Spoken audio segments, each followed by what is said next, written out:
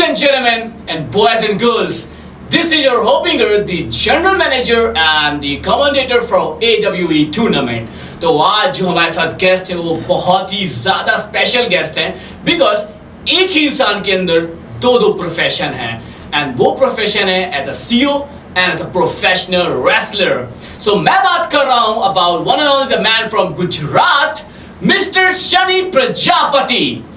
सो शनि जी, आपसे पहले बात कर चुका हूँ इस बारे में, बट आज and not as a CEO, आज मैं बात करने वाला हूँ एज अ प्रोफेशनल रेसलर. तो जैसे सभी को पता है कि आप गुजरात को रिप्रेजेंट कर रहे हो एज द फर्स्ट पॉडकास्ट और सेकंड पॉडकास्ट हमारा है, तो सभी जानते हैं कि गुजरात को रिप्रेजेंट कर रहे हो. बट सबसे इंटरेस्टिंग बात ये है कि मैं सबसे पहले आपको पूछना चाहता हूँ कि आप सीईओ भी हो AWE टूर्नामेंट के और आप प्रोफेशनल रेसलर भी हो, क्योंकि आप उसी टूर्नामेंट में पार्टिसिपेट भी करने वाले हो. तो आपको किस चीज़ ने इंस्पायर किया कि मैं जिस टूर्नामेंट को ऑर्गेनाइज कर रहा हूँ उसी टूर्नामेंट में एज अ रेसलर में परफॉर्म करूँ? मैंने जितने भी अभी तक इवेंट किया है उस सब के अंदर मैंने दो कैरेक्टर प्ले किए हैं और दो कैरेक्टर एक सीईओ की तरह, मतलब जब भी कोई गेस्ट आता है उनको रिंग पे ले जाना, जो हमारे स्पॉन्सर है जब वो आते हैं तब उनको रिंग पे ले जाना, उनको सम्मानित करना, और दूसरा जब उसके बाद तुरंत उनको सम्मानित करके बिठाया और उसके बाद तुरंत मेरा फाइट होना होता है. तो फिर तुरंत ऑन दी स्पॉट वहाँ पे बैक स्टेज जाके तुरंत कपड़े चेंज किए, रिंग कॉस्ट्यूम पहना और उसके बाद आ गए. और काफ़ी बार ऐसा हुआ कि मैं कॉस्ट्यूम चेंज करने का टाइम नहीं मिला, मेरा एंट्री का ट्यून बज गया और मैंने जो कपड़े पहने हुए थे वही फॉर्मल कपड़ों में मैंने एंट्री किया और वही कपड़ों के साथ मैंने मैच भी खेला. तो ये सारी डिफ़िकल्टी आती है और इस बार ऐसा नहीं होगा क्योंकि जिस टाइम पे गेस्ट आएंगे तब उनको हम एक अलग तरीके से मैनेज किया हुआ है. अच्छा. उनको सम्मानित देना और जो हमारे स्पॉन्सर हैं उनको अलग से सम्मानित देने का ट्राई किया हुआ है और बहुत अच्छा मैनेज करने की ट्राई किया है. तो मैं तो बहुत ज़्यादा शौक हूँ कि आप एक ही साथ दो चीज़ें मैनेज करते हो, तो बहुत ज़्यादा डिफ़िकल्टी आती होगी, कभी कभी मन भी नहीं करता होगा कि मैं सब करूँ, बट स्टिल मुझे लगता है कि आपका जो ये ऑब्सेशन है रेसलिंग को लेकर बहुत ही ज़्यादा नेक्स्ट लेवल तक है. इसीलिए आप दो प्रोफेशन को, क्योंकि आप पूरे टूर्नामेंट को ऑर्गेनाइज भी कर रहे हो और उसी में पार्टिसिपेट कर रहे हो एज अ रेसलर. तो अगर मैं बात करूँ प्रोफेशनल रेसलिंग करियर की, तो वैसे मैंने आपके बारे में बहुत कुछ सुना है और आपने बहुत सारे इवेंट्स भी ऑर्गेनाइज किए गुजरात में, तो उसमें आपका परफॉर्मेंस बहुत नेक्स्ट लेवल रहा है. एंड मैं बहुत ज़्यादा प्राउड फील करता हूँ कि मैं उन्हीं के साथ बैठा हुआ हूँ. तो मेरा एक ऑनर है कि मैं आपके साथ बैठा आपके साथ बात कर रहा हूँ. एंड तो मैं जानना चाहता हूँ कि जितने भी रेसलर आने वाले हैं ऑल ओवर स्टेट से, जैसे आपने बताया कि 10 रेसलर आने वाले हैं ऑल ओवर इंडिया से, तो उनको आप कैसे डोमिनेट करोगे? आपने उनके बारे में क्या सोच रखा है? मेरा अभी प्लानिंग यही है कि इवेंट मेरे लिए सबसे इम्पोर्टेंट है और AWE को सबसे ज़्यादा तरीके से कैसे अच्छे लोगों के सामने प्रेजेंट किया जाए, वो मेरा सबसे पहला विज़न है. उसके बाद रेसलिंग तो मैं इतने टाइम से करता आ रहा हूँ. जब भी इवेंट किया तब मैंने मैच भी किया है और इवेंट भी संभाला है. तो ये दोनों काम मैंने किया हुआ है, तो मेरे लिए कोई इतनी बड़ी चैलेंजिंग चीज़ नहीं है. और मैच ऐसा है कि मैं मैच स्टार्ट होने से पहले अगर थोड़ा टाइम मिल जाता है तो देख लेता हूँ कि क्या यहाँ पे कर सकते, कौन सा रेसलर क्या करके गया है, तो मुझे थोड़ा नॉलेज हो जाता है जितना मैच देखता हूँ उससे.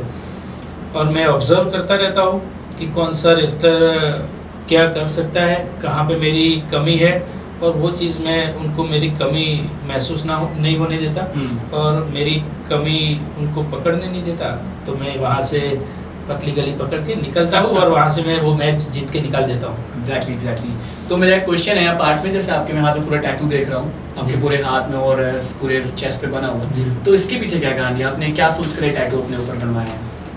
मेरा ऐसा था कि जब मैं रिंग में एंट्री करता हूँ तो मेरा लुक पहले सिंपल था, मैं पहले सिंपल वे से एंट्री करता था, लेकिन ये टैटू बनाना और मेरा लुक थोड़ा ऐसा है कि थोड़ा मैं ऐसा सोचता हूँ कि जब मैं रिंग में एंट्री करूँ तो सामने वाला रेसलर मुझे देख के ही थोड़ा डरे.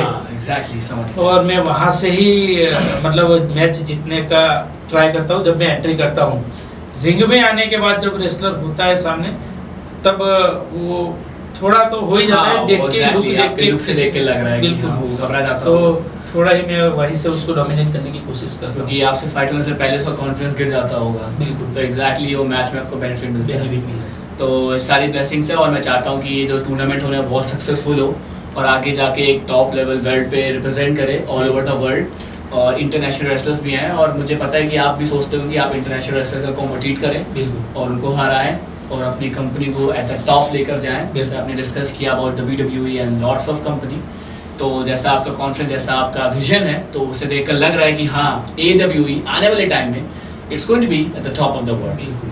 सो इन दी एंड मैं सभी से पूछता हूँ, बस लास्ट क्वेश्चन है मेरा कि अपने कैरेक्टर में जैसे आपका रिंग में कैरेक्टर होता है, आप रिप्रेजेंट करते हो अपने आप को एग्रेशन में, एकदम कॉन्फिडेंस में, तो आप उन रेसलर्स के लिए क्या बोलना चाहोगे? जस्ट इमेजिन कि रेसलर्स आपके सामने खड़े हुए हैं, 10 के 10 रेसलर्स, एंड वो आपसे फाइट करना चाहते हैं, तो उन्हीं के लिए आपकी लास्ट वार्निंग क्या रहेगी? मैंने काफ़ी सारे इंटरव्यू देखे और लास्ट में सारे रेसलर ये बोल के निकल लिए हैं कि जो आ रहे वो यहाँ पे ना आए, वो टिकट कैंसिल करवा ले। किसी ने बोला है, किसी ने बोला कि यहाँ पे हम उसको हरा के भेज देंगे, लेकिन वो चीज़ मैं नहीं बोल सकता क्योंकि 10 रेसलर आ रहे हैं उनको बुलाने वाला मैं हूँ, आप ही हो। तो ये चीज़ मैं नहीं बोल सकता। लेकिन मैं इनको ज़रूर इतना बताना चाहूँगा, मैं गुजरात से हूँ, गुजरात को रिप्रेजेंट करता हूँ और गुजरात के अंदर पूरा टूर्नामेंट है और यहाँ की ऑडियंस है, जो पिछली इवेंट्स है वो आप देखोगे तो आपको पता लग जाएगा कि ऑडियंस किसके साथ है। और ऑडियंस जिसके भी साथ होती है जीत उसकी हाँ, मतलब हो जाती है, confidence तय रहता है, हो जाती है। level और क्योंकि मार जब पड़ती है तब वो ऑडियंस ही होती है कि जो हमें वो दर्द महसूस नहीं होने देती। तो ऑडियंस मेरी है, तो मुझे नहीं लगता मेरे को कोई डोमिनेट कर पाएगा और मुझे कोई हरा पाएगा। और शायद गुजरात का जो चैम्पियनशिप बेल्ट है वो गुजरात में ही रहेगा और मैं गुजरात की जनता को ये वादा करता हूँ। सो जैसा कि आपने देखा कि as a CEO as a professional wrestler बहुत बड़ा विजन है AWE को लेकर, तो मैं चाहता हूँ कि वो ज़रूर पूरा हो।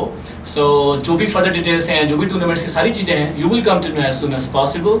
So I hope you understood all those things from starting till now. So till that time, bye, take care, and love you all. So जितनी भी डिटेल्स है, जो भी फर्दर डिटेल्स है AWE टूर्नामेंट की, तो मैं आपको बताना चाहता हूँ कि हमारा टूर्नामेंट स्टार्ट हो रहा है 28 जून 2026 गुजरात में। और जो भी सारी चीज़ें टाइमिंग है, लाइक स्टार्टिंग मॉर्निंग में टाइमिंग जो है हमारी है 11 बजे और रात में हमारी टाइमिंग है 8 बजे। तो जितनी भी चीज़ें होंगी वो लाइव होंगी सोशल मीडिया प्लेटफॉर्म, जो AWE का ऑफिशियल यूट्यूब चैनल है, ऑफिशियल पेज इंस्टाग्राम पे है और ऑफिशियल पेज फेसबुक पर है। तो ज़रूर जाएं और सब्सक्राइब करें AWE चैनल को और वहाँ पर सारी लाइव अपडेट्स आपको ज़रूर मिलेंगी। और जो भी हमारा इवेंट दिखना चाहता है वो ज़रूर आए, और जो जिनको प्रॉब्लम जो पॉसिबल नहीं है वो इन सोशल मीडिया प्लेटफॉर्म पर हमारे जितने भी इवेंट होने वाले हैं डेली बेसिस पर वो देख सकते हैं। तो ज़रूर जाएं, सब्सक्राइब करें, चाहे वो इंस्टाग्राम पेज हो, चाहे यूट्यूब चैनल हो, चाहे वो इंस्टाग्राम हैंडल हो। ज़रूर जाएं, सब्सक्राइब करें और फॉलो करें और तभी को पता चलेगा हमारा इवेंट कैसा और कब होने वाला है। Till that time, bye.